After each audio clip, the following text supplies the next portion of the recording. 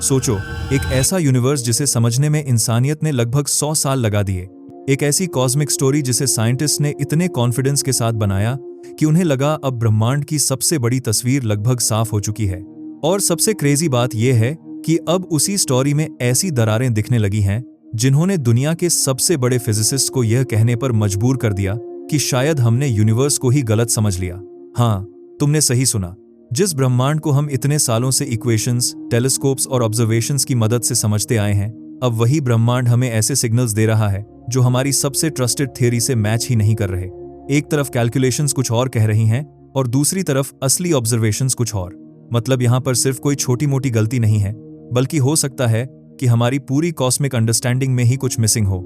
और यह बात और भी ज्यादा सरप्राइजिंग तब हो जाती है जब हमें पता चलता है कि यह कंफ्यूजन किसी रैंडम थियरी की वजह से नहीं आया, बल्कि यह आया है जेम्स वेब स्पेस टेलीस्कोप से, जिसने यूनिवर्स के सबसे दूर और सबसे पुराने हिस्सों को देखकर ऐसी चीजें दिखानी शुरू कर दी जिनकी किसी ने उम्मीद नहीं की थी। ऐसी गैलेक्सीज जो इतनी जल्दी नहीं बननी चाहिए थी, और एक ऐसा नंबर जिसने पूरी कॉस्मोलॉजी को 2 हिस्सों में बांट दिया। अब तुम सोच रहे होंगे कि आखिर एक टेलीस्कोप ऐसा क्या देख सकता है जिससे साइंटिस्ट्स को अपनी पूरी थ्योरी पर डाउट होने लगे। तो आज हम इसी पूरी कहानी को समझेंगे कि आखिर जेम्स वेब ने ऐसा क्या देखा, हबल टेंशन क्या है, और क्यों बहुत सारे साइंटिस्ट अब ये मानने लगे हैं कि शायद हमारा स्टैंडर्ड मॉडल पूरी कहानी नहीं बता रहा। तो चलो शुरू करते हैं एकदम बेसिक से। तो चलो सबसे पहले समझते हैं कि आखिर वह एक सिंगल नंबर कौन सा है जिसने पूरी कॉस्मोलॉजी को हिलाकर रख दिया है। उस नंबर का नाम है हबल कांस्टेंट। अब यह नाम सुनने में थोड़ा टेक्निकल लग सकता है, मगर इसका मतलब बहुत सिंपल है। यह नंबर हमें बताता है कि यूनिवर्स अभी इसी वक्त कितनी तेजी से फैल रहा है। देखो, बहुत समय तक लोगों को लगता था कि यूनिवर्स हमेशा से ऐसा ही है जैसे एक फिक्स स्टेज हो जिस पर सब कुछ बस मौजूद है। मगर फिर साइंटिस्ट ने डिस्कवर किया कि ऐसा नहीं है। यूनिवर्स स्टैटिक नहीं है, यह लगातार एक्सपैंड हो रहा है।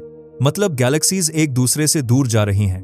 अब सवाल यह है कि वे कितनी तेजी से दूर जा रही हैं। बस इसी का जवाब देने की कोशिश करता है हबल कांस्टेंट। अब यहां तक सब कुछ आसान है, मगर असली प्रॉब्लम इसके बाद शुरू होती है, क्योंकि जब साइंटिस्ट ने इस एक्सपेंशन रेट को मेजर करना शुरू किया तो उन्हें एक नहीं बल्कि 2 अलग आंसर्स मिलने लगे। पहला तरीका यूनिवर्स के बहुत पुराने पास्ट को देखता है, यानी उस एंशिएंट लाइट को जो बिग बैंग के बहुत समय बाद बची थी। इसे कॉस्मिक माइक्रोवेव बैकग्राउंड कहा जाता है। नाम थोड़ा भारी है, मगर इसे ऐसे समझो जैसे यह यूनिवर्स की बचपन की फोटो हो। साइंटिस्ट इस पुरानी लाइट को देखकर यह समझते हैं कि शुरुआती यूनिवर्स कैसा था, फिर उस डेटा को इक्वेशंस में डालकर कैलकुलेट करते हैं कि आज यूनिवर्स को कितनी तेजी से एक्सपैंड होना चाहिए। इस मेथड से आंसर आता है लगभग 67। अब दूसरा तरीका इससे अलग है। यह पास्ट को नहीं बल्कि आज के यूनिवर्स को देखता है। इसमें साइंटिस्ट्स नियर बाय स्टार्स, दूर की गैलेक्सीज और कुछ खास तरह के एक्सप्लोडिंग स्टार्स की मदद से डिस्टेंसेस मेजर करते हैं। फिर देखा जाता है कि वे गैलेक्सीज हमसे कितनी तेजी से दूर जा रही हैं। इस मेथड से आंसर आता है लगभग 73। अब पहली नजर में 67 और 73 का फर्क तुम्हें छोटा लग सकता है। तुम्हें लग सकता है कि सिर्फ 6 का डिफरेंस ही तो है, मगर यहाँ पर यही सबसे बड़ी बात है। कॉस्मोलॉजी में इतना फर्क छोटा नहीं होता। यहाँ मेजरमेंट्स बहुत ज्यादा प्रिसाइज होती हैं। इसलिए जब एक मेथड 67 कहे और दूसरा 73, तो साइंटिस्ट्स इसे इग्नोर नहीं कर सकते। और सबसे इंटरेस्टिंग बात यह है कि यह सिर्फ एक नंबर का फर्क नहीं है। अगर यूनिवर्स हमारी सोच से ज्यादा तेजी से एक्सपैंड हो रहा है तो उसकी उम्र का हिसाब बदल सकता है। गैलेक्सीज की डिस्टेंसेस बदल सकती हैं। पहली स्टार्स कब बनी होंगी यह बदल सकता है। और आसान भाषा में कहें तो यूनिवर्स की पूरी कहानी का टाइमिंग बदल सकता है। मतलब प्रॉब्लम सिर्फ कैलकुलेशन की नहीं है। प्रॉब्लम यह है कि एक ही यूनिवर्स हमें 2 अलग आंसर्स दे रहा है। एक तरफ पुराना यूनिवर्स कुछ और कह रहा है, दूसरी तरफ आज का यूनिवर्स कुछ और यहीं से शुरू होती है वह मिस्ट्री जिसे साइंटिस्ट्स ने नाम दिया है हबल टेंशन। अब तुम सोच रहे होंगे कि आखिर इनमें से कौन गलत है। क्या पुराने यूनिवर्स को पढ़ने में गलती हो रही है? क्या आज के यूनिवर्स की डिस्टेंसेस गलत मेजर हो रही हैं? या फिर सबसे अनकंफर्टेबल पॉसिबिलिटी ये है कि हमारी पूरी थ्योरी में ही कुछ मिसिंग है। बहुत समय तक साइंटिस्ट्स को लगा कि शायद सेकंड मेथड में कोई एरर होगी, शायद स्टार्स को ठीक से नहीं देखा गया, शायद डिस्टेंसेस गलत निकली। और इसी जगह पर जेम्स वेब स्पेस टेलीस्कोप की एंट्री होती है, क्योंकि सबको उम्मीद थी कि वेब आएगा, मेजरमेंट्स को और क्लियरली देखेगा और इस पूरे कंफ्यूजन को खत्म कर देगा। अब यहाँ पर बहुत सारे साइंटिस्ट को लग रहा था कि शायद प्रॉब्लम यूनिवर्स में नहीं बल्कि हमारी मेजरमेंट में है। यानी हो सकता है कि एक्सपेंशन रेट सही हो, मगर हम उसे मेजर करने में कहीं गलती कर रहे हों। और सबसे ज्यादा शक गया उन स्टार्स पर जिनकी मदद से प्रेजेंट यूनिवर्स की डिस्टेंस मापी जाती है। इन्हें सेफिड स्टार्स कहा जाता है। अब नाम याद रखना जरूरी नहीं है, बस इतना समझ लो कि ये ऐसे खास स्टार्स होते हैं जिनकी ब्राइटनेस एक पैटर्न में बदलती रहती है, और इसी पैटर्न की मदद से साइंटिस्ट पता लगाते हैं कि वह स्टार असल में कितना ब्राइट है, और फिर यह समझते हैं कि वह हमसे कितना दूर है। अब प्रॉब्लम क्या थी? ये स्टार्स अक्सर गैलेक्सीज के क्राउडेड हिस्सों में होते हैं, यानी उनके आसपास बहुत सारे दूसरे स्टार्स भी होते हैं, डस्ट भी होती है और बहुत सारी एक्स्ट्रा लाइट भी होती है। तो कई साइंटिस्ट्स को लगा कि शायद ओल्ड टेलीस्कोप्स इन स्टार्स को परफेक्टली साफ नहीं देख पा रहे। हो सकता है आसपास की लाइट मिक्स हो रही हो और स्टार असल से ज्यादा ब्राइट दिख रहा हो। अब यह सुनने में छोटी सी प्रॉब्लम लग सकती है, मगर इसका इफेक्ट बहुत बड़ा है, क्योंकि अगर कोई स्टार तुम्हें असल से ज्यादा ब्राइट दिखे तो तुम्हें लगेगा कि वह तुम्हारे करीब है, और अगर डिस्टेंस गलत निकल गई तो एक्सपेंशन रेट भी गलत निकल सकती है। मतलब पूरी कैलकुलेशन ऊपर नीचे हो सकती है। तो बहुत लोगों को लग रहा था कि यही असली प्रॉब्लम है, और अगर कोई टेलीस्कोप इस डाउट को क्लियर कर सकता था तो वह था जेम्स वेब स्पेस टेलीस्कोप, क्योंकि वेब कोई नॉर्मल टेलीस्कोप नहीं है। यह स्पेस में बहुत दूर ऑर्बिट करता है, इसके पास बहुत पावरफुल मिरर है, और सबसे खास बात, यह इंफ्रारेड लाइट में देख सकता है। आसान भाषा में कहें तो वेब डस्ट के पार बेटर देख सकता है, क्राउडेड रीजन्स को ज्यादा क्लियरली देख सकता है, और उन स्टार्स को हबल से कहीं ज्यादा साफ तरीके से ऑब्जर्व कर सकता है। इसलिए उम्मीद यह थी कि वेब आएगा, वही स्टार्स दोबारा देखेगा और फिर बताएगा कि पहले मेजरमेंट्स में ब्लेंडिंग हुई थी, यानी कई स्टार्स की लाइट आपस में मिक्स हो गई थी। अगर ऐसा निकलता तो डिस्टेंसेस बदल जाती, और अगर डिस्टेंसेस बदल जाती तो हबल कांस्टेंट नीचे आ सकती थी, शायद 73 से घटकर 67 के करीब। मतलब बहुत सारे साइंटिस्ट को लग रहा था कि वेब इस पूरी मिस्ट्री को खत्म कर देगा। क्राइसिस खत्म, टेंशन खत्म और स्टैंडर्ड मॉडल फिर से सेफ। मगर यहाँ पर स्टोरी अचानक पलट जाती है। जब वेब ने उन्हीं स्टार्स को देखा तो उसने पुरानी मेजरमेंट्स को गलत साबित नहीं किया, उसने उन्हें ऑलमोस्ट कंफर्म कर दिया। स्टार्स लगभग वैसे ही दिखे, डिस्टेंसेस भी लगभग वैसी ही रहीं, और एक्सपेंशन रेट भी वहीं के आसपास बनी रही, यानी 73 के करीब। हाँ, तुमने सही सुना, जिस टेलीस्कोप से सबको उम्मीद थी कि वह एरर पकड़ेगा, उसी टेलीस्कोप ने आकर कहा कि शायद एरर है ही नहीं। और यहीं से यह मामला सिंपल डिसएग्रीमेंट से निकलकर कहीं ज्यादा सीरियस बन गया, क्योंकि अगर शार्पर टेलीस्कोप, बेटर डेटा और क्लियरर ऑब्जर्वेशंस भी वही आंसर दे रहे हैं, तो फिर प्रॉब्लम सिर्फ मेजरमेंट की नहीं रह जाती, फिर सवाल सीधा थ्योरी पर आने लगता है। मतलब अब पॉसिबिलिटी ये थी कि शायद यूनिवर्स सच में हमारी सोच से ज्यादा तेजी से एक्सपैंड हो रहा है, और अगर ऐसा है तो फिर स्टैंडर्ड मॉडल पूरी कहानी नहीं बता रहा। यहीं पर बहुत से फिजिसिस्ट ने यह कहना शुरू किया कि यह सिर्फ टेंशन नहीं है, यह शायद कॉस्मोलॉजी का क्राइसिस है, क्योंकि अब मामला यह नहीं था कि डेटा वीक है, मामला यह था कि डाटा स्ट्रांग होता जा रहा था, और साथ ही प्रॉब्लम भी। और अगर एक्सपेंशन की यह मिस्ट्री ही काफी नहीं थी, तो जेम्स वेब ने इसके बाद एक और ऐसी चीज दिखानी शुरू की जिसने साइंटिस्ट्स को और भी ज्यादा हैरान कर दिया। उसने शुरुआती यूनिवर्स में ऐसी गैलेक्सीज देखी जिनका वहां इतनी जल्दी होना ऑलमोस्ट इम्पॉसिबल लग रहा था। अब अगर सिर्फ एक्सपेंशन रेट वाली मिस्ट्री होती तो भी यह स्टोरी काफी बड़ी थी, मगर जेम्स वेब ने इसके बाद एक दूसरी ऐसी चीज दिखानी शुरू की जिसने साइंटिस्ट को और भी ज्यादा कंफ्यूज कर दिया। वेब ने शुरुआती यूनिवर्स में ऐसी गैलेक्सीज देखी जो वहां इतनी जल्दी नहीं होनी चाहिए थीं। अब यह बात आसान भाषा में समझो, जब हम बहुत दूर की गैलेक्सीज को देखते हैं तो हम असल में बहुत पुराने समय को देख रहे होते हैं, क्योंकि उनकी लाइट को हम तक पहुंचने में अरबों साल लगते हैं। मतलब अगर कोई गैलेक्सी हमसे इतनी दूर है कि उसकी लाइट को यहां आने में 13 बिलियन ईयर्स लगे, तो हम उसे वैसा देख रहे हैं जैसी वह 13 बिलियन ईयर्स पहले थी, यानी दूर देखना, पास्ट में देखना है। अब स्टैंडर्ड मॉडल के हिसाब से यूनिवर्स की शुरुआत में गैलेक्सीज छोटी, कमजोर और अभी डेवलप हो रही होनी चाहिए थीं, क्योंकि उस समय यूनिवर्स बहुत यंग था। इतना समय ही नहीं बीता था कि बहुत बड़ी और फुल्ली बिल्ट गैलेक्सीज बन पाती। मगर वेब ने जो देखा उसने यहीं पर प्रॉब्लम खड़ी कर दी।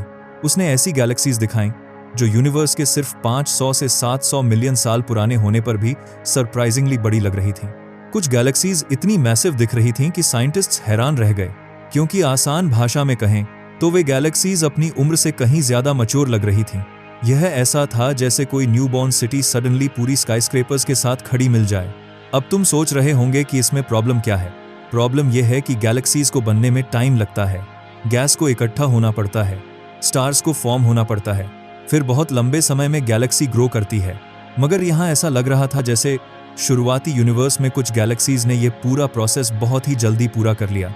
कुछ साइंटिस्ट ने तो यहाँ तक कहा कि अगर ये गैलेक्सीज सच में उतनी ही मैसिव हैं जितनी वे दिख रही हैं, तो फिर हमारे गैलेक्सी फॉर्मेशन मॉडल्स बहुत अधूरे हैं, और शायद प्रॉब्लम सिर्फ गैलेक्सी फॉर्मेशन में नहीं बल्कि पूरी कॉस्मोलॉजी में हो सकती है।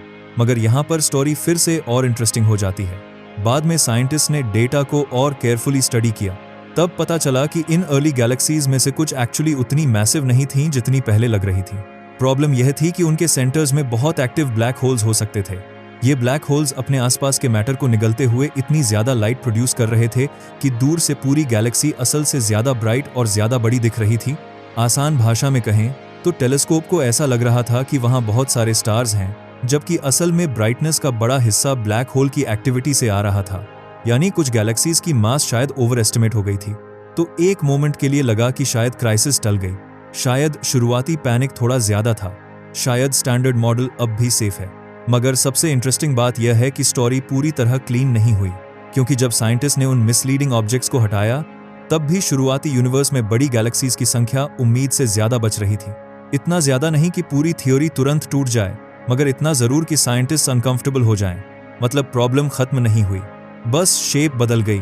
अब यह लगने लगा कि शायद शुरुआती यूनिवर्स में स्टार्स आज की तुलना में ज्यादा तेजी से बन रहे थे। शायद उस समय कंडीशंस ऐसी थीं कि गैलेक्सीज बहुत फास्ट ग्रो कर सकती थीं। ये एक्सप्लेनेशन पॉसिबल है, मगर फिर भी इसका मतलब यह है कि हमें गैलेक्सी फॉर्मेशन की अपनी करंट अंडरस्टैंडिंग को अपडेट करना पड़ेगा। और फिर वेब ने एक और सरप्राइज दिया। उसने शुरुआती यूनिवर्स में एक बहुत बड़ी स्पाइरल गैलेक्सी भी दिखा दी। अब यहाँ पर ट्विस्ट यह है कि स्पाइरल स्ट्रक्चर बनने में टाइम लगता है। ऐसी नीट ऑर्गेनाइज्ड शेप आमतौर पर एक रिलेटिवली सेटल्ड गैलेक्सी में एक्सपेक्ट की जाती है, बहुत यंग केओटिक यूनिवर्स में नहीं। मतलब एक तरफ यंग यूनिवर्स में मेसी क्लम्पी गैलेक्सीज दिख रही थीं, जो एक्सपेक्टेड थीं, मगर दूसरी तरफ एक सरप्राइजिंगली मैच्योर स्पाइरल गैलेक्सी भी दिख गई। और यही बात इस पूरी कहानी को और वियर्ड बना देती है, क्योंकि अब सवाल सिर्फ यह नहीं रह जाता कि गैलेक्सीज जल्दी बनी। सवाल यह हो जाता है कि कुछ गैलेक्सीज इतनी जल्दी इतनी ऑर्गेनाइज्ड कैसे बन गईं? और अगर इतना भी काफी नहीं था तो कुछ स्टडीज ने यह तक सजेस्ट करना शुरू किया कि शुरुआती यूनिवर्स की कई गैलेक्सीज अनयूजुअली स्ट्रेच्ड शेप में दिख रही हैं, मानो कॉस्मिक सिगार्स हों। और अगर यह पैटर्न सच निकला तो फिर डार्क मैटर के बारे में हमारी करंट थिंकिंग पर भी असर पड़ सकता है। मतलब जेम्स वेब सिर्फ एक प्रॉब्लम नहीं दिखा रहा था, वह बार बार ऐसे हिंट्स दे रहा था कि शायद शुरुआती यूनिवर्स हमारी सोच से कहीं ज्यादा स्ट्रेंज, तेज और कॉम्प्लेक्स था। और अब तक जो सवाल सिर्फ एक्सपेंशन रेट तक सीमित था, वह धीरे धीरे एक बहुत बड़े सवाल में बदलने लगा था। क्या प्रॉब्लम सिर्फ मेजरमेंट्स में है? क्या गैलेक्सीज के बनने के तरीके में है? या फिर सच में हमारी पूरी कॉस्मिक स्टोरी का फाउंडेशन ही अधूरा है? अब यहाँ पर सबसे बड़ा सवाल यह था कि आखिर इन सब का मतलब क्या निकलता है? क्या जेम्स वेब ने सच में स्टैंडर्ड मॉडल को गलत साबित कर दिया है? क्या हमारी पूरी कॉस्मोलॉजी टूटने वाली है? या फिर यह सिर्फ डेटा के कुछ ऐसे हिंट्स हैं जिन्हें समझने में हमें अभी और टाइम लगेगा? तो देखो, अभी सिचुएशन यह नहीं है कि साइंटिस्ट्स उठकर कह दें कि सब कुछ गलत था। ऐसा बिल्कुल नहीं है। स्टैंडर्ड मॉडल आज भी बहुत सारी चीजें बेहद शानदार तरीके से एक्सप्लेन करता है। वही मॉडल कॉस्मिक माइक्रोवेव बैकग्राउंड को समझाता है। वही बताता है कि यूनिवर्स में हाइड्रोजन और हीलियम जैसे एलिमेंट्स कितनी क्वांटिटी में होने चाहिए। वही लार्ज स्केल स्ट्रक्चर यानी बहुत बड़े कॉस्मिक लेवल पर गैलेक्सीज की डिस्ट्रीब्यूशन को भी काफी अच्छी तरह एक्सप्लेन करता है। मतलब ये मॉडल बेकार नहीं है। प्रॉब्लम यह है कि अब इसमें कुछ ऐसी क्रैक्स दिखने लगी हैं जिन्हें इग्नोर करना मुश्किल होता जा रहा है। एक तरफ हबल टेंशन है, जो बार बार यही कह रही है कि यूनिवर्स की एक्सपेंशन हमारी एक्सपेक्टेशन से अलग हो सकती है। दूसरी तरफ शुरुआती यूनिवर्स की गैलेक्सीज हैं जो कई बार हमारी प्रेडिक्शन से ज्यादा बड़ी, ज्यादा जल्दी बनी हुई या ज्यादा स्ट्रेंज दिख रही हैं। और फिर डार्क मैटर और डार्क एनर्जी जैसे वो हिस्से हैं जिनके बिना हमारा मॉडल चलता तो है, मगर जिन्हें हम आज भी सीधे समझ नहीं पाए हैं। अब तुम सोच रहे होंगे कि अगर मॉडल अभी भी बहुत कुछ सही बताता है तो फिर प्रॉब्लम कहाँ है? तो इसकी सबसे आसान समझ यह है कि इमेजिन करो तुम्हारे पास दुनिया का सबसे डिटेल्ड मैप हो। उस मैप से तुम हजारों जगह सही पहुंच जाते हो, मगर फिर अचानक कुछ रोड्स ऐसी मिलने लगें जो मैप पर हैं ही नहीं। अब इसका मतलब यह नहीं कि पूरा मैप फेंक देना चाहिए। इसका मतलब सिर्फ इतना है कि मैप कंप्लीट नहीं है और अभी कॉस्मोलॉजी बिल्कुल इसी स्टेज पर खड़ी है। कुछ साइंटिस्ट को लगता है कि शायद यूनिवर्स के शुरुआती समय में कोई एक्स्ट्रा इफेक्ट रहा होगा जिसे हमने अभी मॉडल में इंक्लूड ही नहीं किया। इसी तरह की एक आइडिया है अर्ली डार्क एनर्जी। आसान भाषा में कहें तो यह सोच है कि शायद बिग बैंग के बाद यूनिवर्स को बहुत अर्ली स्टेज में एक्सपेंशन का एक एक्स्ट्रा पुश मिला हो, एक छोटा सा कॉस्मिक किक जिसने शुरुआत की कंडीशंस को थोड़ा बदल दिया हो। अगर ऐसा हुआ हो तो शायद अर्ली यूनिवर्स से निकला प्रेडिक्शन आज की डायरेक्ट मेजरमेंट्स के करीब आ सकता है। यह आइडिया इंटरेस्टिंग है क्योंकि इससे हबल टेंशन को एक्सप्लेन करने की कोशिश की जा सकती है बिना पूरी फिजिक्स को तोड़े। मगर प्रॉब्लम यह है कि अभी तक अर्ली डार्क एनर्जी को किसी ने डायरेक्टली डिटेक्ट नहीं किया। यानी यह एक पॉसिबल एक्सप्लेनेशन है, फाइनल आंसर नहीं।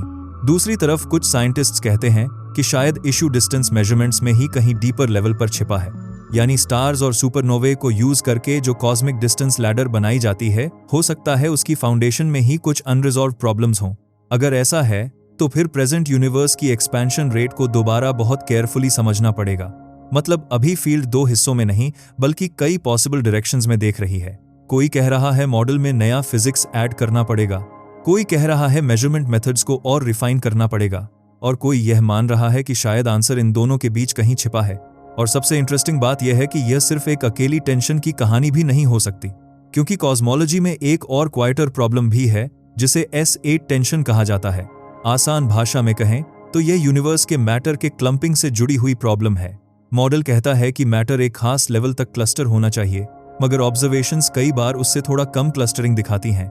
यह हबल टेंशन जितनी फेमस नहीं है, मगर कई साइंटिस्ट इसे भी सीरियसली देखते हैं, क्योंकि अगर एक्सपेंशन में भी प्रॉब्लम हो और मैटर डिस्ट्रीब्यूशन में भी, तो फिर हो सकता है कि ये दोनों अलग अलग मिस्ट्रीज न हो सकता है ये सेम डीपर प्रॉब्लम के दो अलग सिग्नल्स हों। मतलब बात अब सिर्फ इतनी नहीं रह गई कि एक टेलीस्कोप ने कुछ अनएक्सपेक्टेड देख लिया। बात यह है कि यूनिवर्स बार बार हमें छोटे छोटे हिंट्स दे रहा है कि हमारी स्टोरी शायद पूरी नहीं है, और यही वह पॉइंट है जहां साइंस सबसे ज्यादा एक्साइटिंग हो जाती है, क्योंकि जब सब कुछ परफेक्टली फिट हो रहा होता है तब नया कुछ पैदा नहीं होता।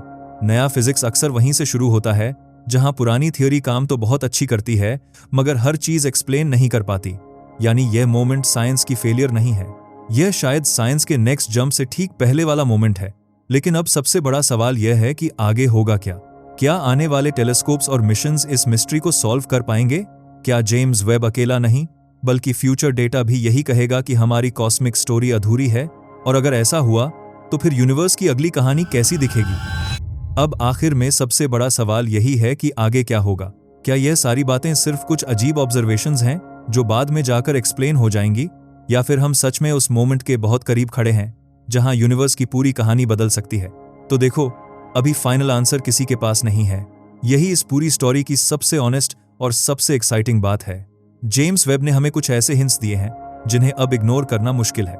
हबल टेंशन अभी भी खत्म नहीं हुई, शुरुआती यूनिवर्स की गैलेक्सीज अभी भी पूरी तरह सिंपल नहीं लग रही हैं, और डार्क मैटर और डार्क एनर्जी आज भी ऐसे नाम हैं जिनसे हम चीजों को लेबल तो कर देते हैं मगर सच में समझते नहीं। मगर यहाँ पर सबसे इंटरेस्टिंग बात यह है कि साइंस ऐसे ही आगे बढ़ती है। जब सब कुछ परफेक्टली समझ आ रहा होता है तब यूजुअली कोई बड़ा रेवोल्यूशन नहीं आता। बड़े बदलाव तब आते हैं जब डाटा बार बार यह कहने लगे कि पिक्चर अभी पूरी नहीं है। कॉस्मोलॉजी पहले भी ऐसे मोमेंट्स देख चुकी है। एक समय ऐसा भी था जब मेजरमेंट्स यह हिंट दे रही थीं कि यूनिवर्स शायद अपनी ओल्डेस्ट स्टार से भी यंगर है। यह बात सुनने में ही गलत लगती है, क्योंकि स्टार्स अपने यूनिवर्स से पुराने कैसे हो सकते हैं? उस समय भी क्राइसिस जैसा माहौल था, मगर फिर आगे चलकर डार्क एनर्जी की डिस्कवरी हुई और पूरी पिक्चर बदल गई। जो पहले कॉन्ट्रडिक्शन लग रहा था वही बाद में एक नए ट्रूथ का दरवाजा निकला, और शायद अभी भी हम कुछ वैसा ही देख रहे हैं। हो सकता है कि आने वाले सालों में नए टेलीस्कोप्स, नए मिशंस और बेटर डेटा हमें यह दिखाएं कि प्रॉब्लम सिर्फ मेजरमेंट्स में थी, मगर यह भी हो सकता है कि हमें सच में अपनी करंट कॉस्मोलॉजी को अपडेट करना पड़े। हो सकता है यूनिवर्स के शुरुआती समय में कुछ ऐसा हुआ हो जिसे हमने मॉडल ही नहीं किया। हो सकता है डार्क मैटर वैसा न हो जैसा हम सोचते आए हैं, और यह भी हो सकता है कि डार्क एनर्जी सिर्फ एक प्लेस होल्डर नेम हो, असली रियलिटी कुछ और ही हो। यानी अभी हम आंसर के एंड पर नहीं बल्कि एक नई बिगिनिंग के सामने खड़े हैं। और ऑनेस्टली यही इस पूरी कहानी की सबसे खूबसूरत बात है, क्योंकि यह किसी साइंस की फेलियर नहीं है। यह प्रूफ है कि इंसानियत अभी भी सवाल पूछ रही है, अभी भी अपनी सबसे बेस्ट थ्योरीज को चैलेंज कर रही है, अभी भी डेटा के सामने ईगो छोड़कर यह मानने को तैयार है कि शायद हमें और सीखना बाकी है। सोचो, एक छोटी सी स्पीशीज एक छोटे से प्लैनेट पर बैठी हुई एक ऑर्डिनरी से स्टार के चारों तरफ घूम रही है और फिर भी पूरे यूनिवर्स की एक्सपेंशन को मेजर करने की कोशिश कर रही है। यह सुनने में थोड़ा अब्सर्ड लगता है, मगर शायद यही सबसे मैग्निफिसेंट बात भी है। यूनिवर्स टूटा हुआ नहीं है, हमारी अंडरस्टैंडिंग अभी पूरी नहीं है, और शायद आने वाली वर्जन जो भी होगी आज की कहानी से कहीं ज्यादा स्ट्रेंज, कहीं ज्यादा ब्यूटीफुल और कहीं ज्यादा डीपर होगी। और शायद यही साइंस की सबसे खूबसूरत सच्चाई है। जितना हम जानते हैं उससे कहीं ज्यादा अभी जानना बाकी है।